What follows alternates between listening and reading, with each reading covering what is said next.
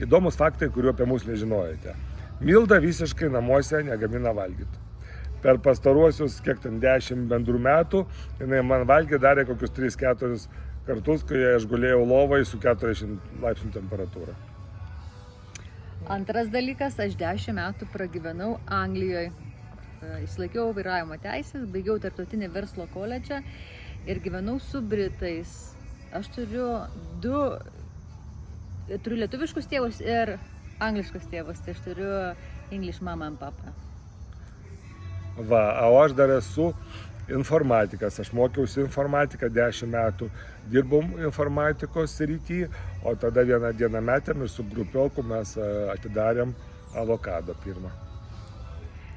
Mes su Rolandu po 3 pirmų susitikimų nusprendėm gyventi kartu ir apsigyvenom ir taip va 10 metų.